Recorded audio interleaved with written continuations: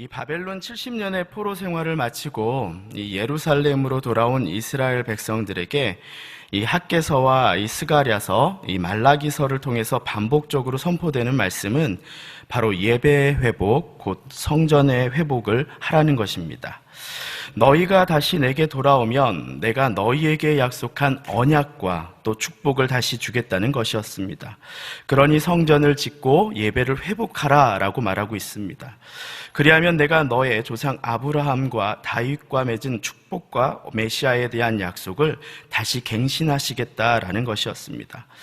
하지만 포로에서 돌아오던 첫 해부터 시작된 성전 건축은 이방 민족의 방해와 또 흉년 그리고 세금의 부담을 이겨내지 못하고 그들은 1년 만에 그들에게 성전을 짓는 것을 포기해버리고 맙니다. 이 하나님의 성전은 그렇게 16년 동안 뼈대와 기둥만 남겨진 채 버려져 있는 상태가 되었습니다. 이런 이스라엘 사람들에게 학개 선지자는 스가랴 선지자보다 먼저 하나님의 예언, 곧 무너진 성전을 회복하라는 이 하나님의 말씀을 선포하게 되었고요.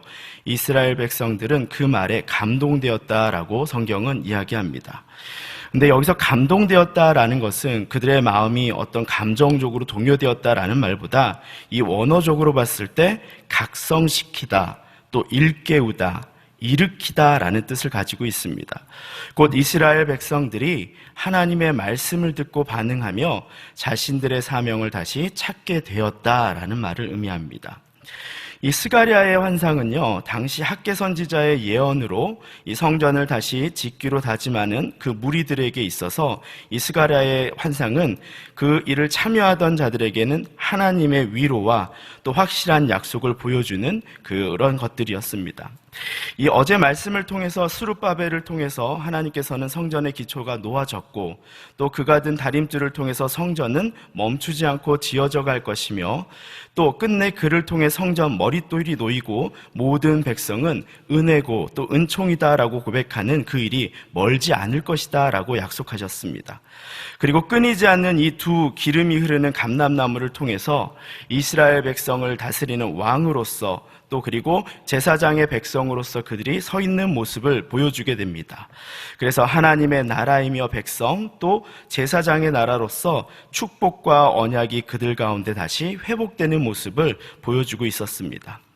이제 오늘 본문은요, 이제 예배가 회복된 후에 또 성전이 지어진 후에 하나님의 백성이요 제사장의 나라로 돌아온 이 이스라엘이 겪게 되는 이 회복의 심판의 과정을 보여주고 있습니다. 오늘 본문에 보니까 1절 말씀에 보니까 이런 말이 나와 있습니다. 내가 다시 눈을 들어본즉 날아가는 두루마리가 있더라 라고 말하고 있습니다.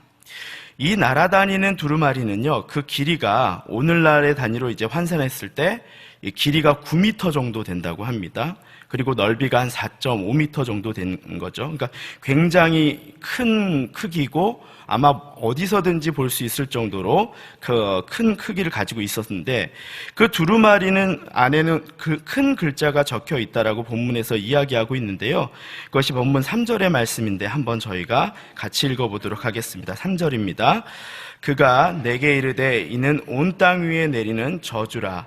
도둑질하는 자는 그 이쪽 글대로 끊어지고 맹세하는 자는 그 저쪽 글대로 끊어지리라 하니. 이 두루마리에 적힌 내용은 다름 아닌 저주의 이야기였습니다. 그리고 그것을 보낸 자는 누구라고 말하고 있습니까? 본문 4절에 보면 이렇게 이야기하고 있죠. 여호와께서 이르시되 내가 이것을 보냈나니 라고 말합니다. 이 저주의 말은 바로 하나님이 보낸 심판의 메시지라는 것입니다. 이 심판은 누구나 볼 수 있을 정도로 컸으며 온 세상을 돌아다니면서 심판이 임했다라는 것을 알려주었습니다. 그리고 이 심판은 철저히 집행된다고 본문 4절에서 또 이렇게 말하고 있는데요. 이렇게 말하고 있습니다. 도둑의 집에도 들어가며 내 이름을 가리켜 망령되이 맹세하는 자의 집에도 들어가서 그의 집에 머무르며 그 집을 나무와 돌과 아울러 사르리라 말을 하고 있습니다. 오늘 그 본문에 적혀 있는 것처럼 두루마리에 적혀 있는 것처럼 도적질한 자와 또 하나님의 이름을 망령되이 부르는 자의 집에 직접 하나님께서 찾아가셔서 그들을 심판하시겠다라고 말합니다. 그리고 그 집을 어떻게 하시겠다라는 것입니까? 무너뜨리겠다라고 말씀하고 계시는 겁니다. 그런데 이 재미있는 것은 이 도적질하다와 그리고 맹세하다라는 단어가 원문에서는 이 한 번의 행동을 나타내는 것이 아니라 계속적인 행동과 이 반복적인 행동을 나타내고 있다라는 것이죠. 그리고 현재도 진행되고 있는 모습을 나타내고 있다라는 것이에요. 그 말은 당시에 이스라엘 가운데 이 도적질하는 것, 이웃의 것을 뺏고 하나님의 이름을 망령되이 일컬으면서 하나님의 영광을 뺏었던 것들이 아주 쉽게 일어나는 일들이었다라는 것이에요. 이 실제로 학개 선지자가 16년 동안 성전을 짓지 않던 이스라엘 백성들을 깨우치면서 했던 말이 무엇입니까? 이전 곧 하나님의 성전이 황무하였거늘 너희가 이때에 판벽한 집에 거하는 것이 가하냐? 하나님의 집은 이렇게 폐허가 되어 있는데 너희는 그렇게 좋은 집에 사는 것이 가하는 것이냐라고 따졌었죠. 또 뭐라고 말합니까? 나 만군의 여호와가 말하노라 이것이 무슨 까닭이냐? 내 집은 황폐하였으되 너희는 각각 자기의 집을 짓기에 위하여 빨랐음이니라. 너희는 너희 집을 짓기 위해서는 이렇게 빠르게 움직이는구나 라고 말하고 있었다는 것이죠. 당시 이스라엘 백성들은 성전 건축하는 것을 포기하고요, 자신의 집을 더 아름다운게 꾸미는 것에 더 관심이 많았다고 합니다. 그들은 자신의 이익을 더 얻기 위해서 이웃을 속이기도 했고요, 하나님에게 드려야 될 것을 속이기도 하고 하나님의 백성이라고 말하면서도 성도로서의 책임을 지지 않고 자신의 이익을 위해서라면 거짓 맹세도 하던 그런 모습을 보였다라는 것이죠. 그렇게 탐욕과 거짓의 결정체가 바로 그들의 집이었다라는 것입니다. 어떻게 보면 그들이 가장 소중하게 여기는 것, 그의 모든 노력을 하나님은 어떻게 하신다는 거예요? 그것을 무익한 것으로 만들겠다라고 말씀하고 있다라는 것이죠. 도적질하지 말라, 또 그리고 하나님의 이름을 망령되이 일컫지 말라라는 것은 어떻게 보면 십계명에서 이웃을 사랑하는 것과 또 하나님을 사랑하는 것에 대한 기본적인 법을 나타내고 있는 것인데요. 이 십계명이 가지고 있는 것은 특징적인 건 뭐냐면 하나님이 백성이 지켜야 될 기본적인 법을 말하고 있다라는 것이에요. 하나님은요, 이 회복된 이스라엘 백성들이 그냥 단순히 예배를 드리는 자로서가 아니라 이제는 언약이 회복되었으니 하나님의 백성으로서의 정체성으로 돌아오기를 원하셨다라는 것이죠. 여러분, 두 번째 본문은요, 납뚜껑으로 덮인 에바 광주리에 대해서 말하고 있습니다. 이 에바는요, 당시에 곡식을 저장하거나 곡식 등의 양을 이렇게 측정하는 데 사용하는 그런 이게 광주리였습니다. 그런데 이 에바에는요, 사람들의 탐욕과 욕심, 유혹을 대변하는 여성이 있다고 했어요. 우리는 이제 성경에서 음녀라고 표현을 하고 있는데요, 그것이 나오지 못하도록 그 위에 무거운 납뚜껑으로 덮여 있다고 성경은 이야기합니다. 그런데 이 에바에 대해서 이야기할 때 아모스서 8장 5절에 보면 이 재밌는 표현이 나옵니다. 너희가 이르기를 월삭이 언제 지나서 우리가 곡식을 팔며 안식일이 언제 지나서 우리가 밀을 내게 할고 에바를 작게 하고 세계를 크게 하여 거짓 저울로 속이며 라는 표현이 나옵니다. 이 한 에바의 크기가 22리터 정도 됐다고 하는데요, 당시 이스라엘 백성들은 그 규정보다도 작게 만들었다라는 것이에요. 그래서 그 부당한 이득을 취하는데 이 에바를 사용하였다라는 것이에요. 따라서 여기서 말하는 에바는 당시의 문화를 나타내는 도구이면서 또 사람들이 가장 흔하게 죄를 짓는 도구를 대표하는 것이 이 에바였다라는 것입니다. 이 자라보고 놀란 가슴 소뚜껑 보고 놀란다는 말처럼 이 하나님이 에바에 담긴 죄를 덮으시고 버리시는 그 환상을 통해서 그들은 자신들이 에바를 사용하여 백성, 이웃을 속였고 그 양을 속이면서 자신의 탐심을 채웠던, 또 이웃과 하나님을 속였던 자기 자신을 돌아볼 수 있는 그런 환상이었을 것입니다. 하나님은 그 에바와 함께 그와 벌어진 모든 죄를요, 이스라엘 가운데 다시는 나타나지 못하도록 이 납뚜껑으로 덮어버리셨다고 해요. 그것은 하나님의 백성이 가져야 될 것이 아니라고 선포하신 것이죠.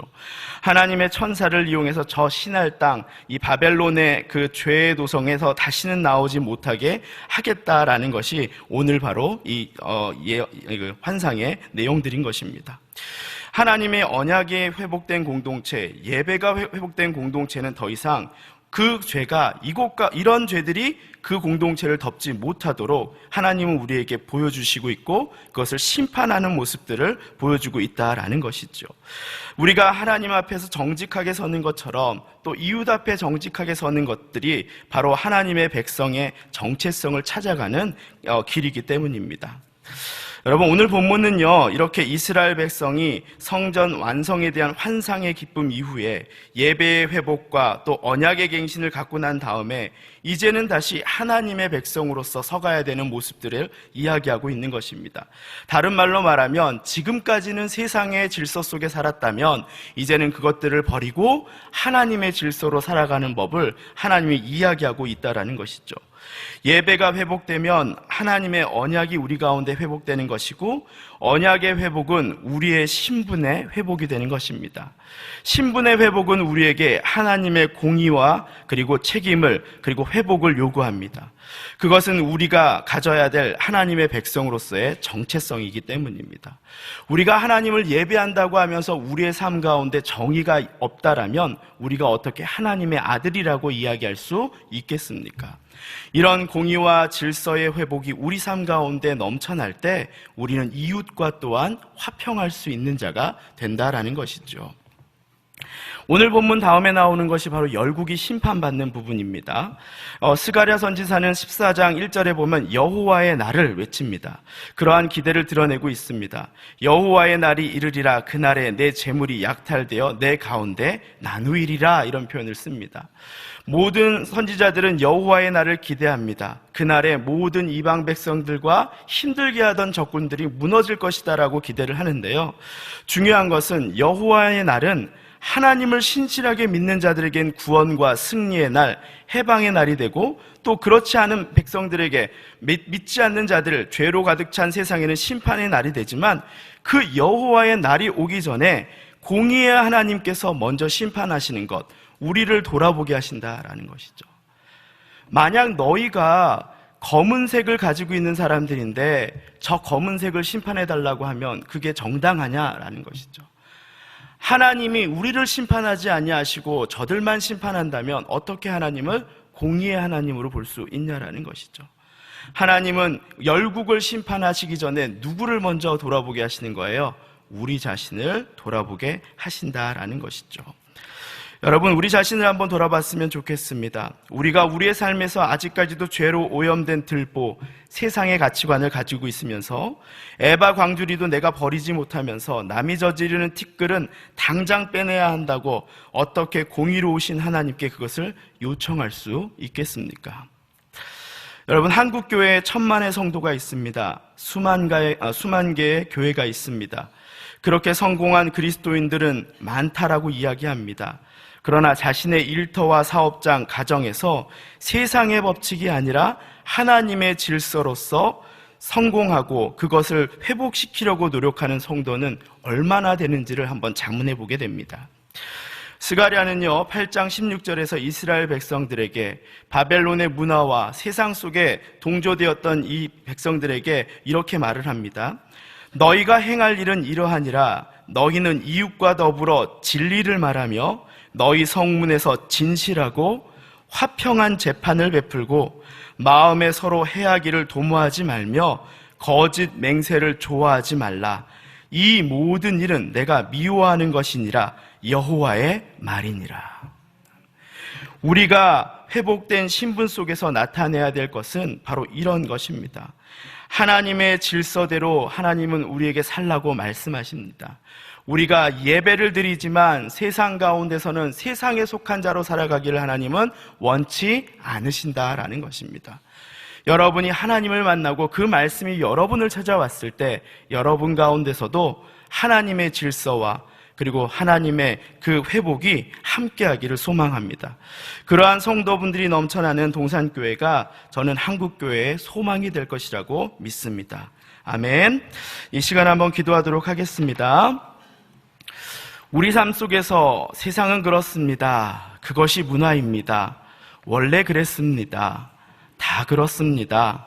쉽게 하지요. 뭘 그렇게 복잡하게 합니까? 라는 말이 아니라 언제나 우리 삶을 돌아보며 하나님의 음성에 집중하며 이 세상의 기준과 가치관을 이겨내면서 하나님의 질서를 바로잡아가는 우리가 되게 해달라고, 주님 그러한 자로 나를 사용해달라고 이 시간 한번 기도하시고요.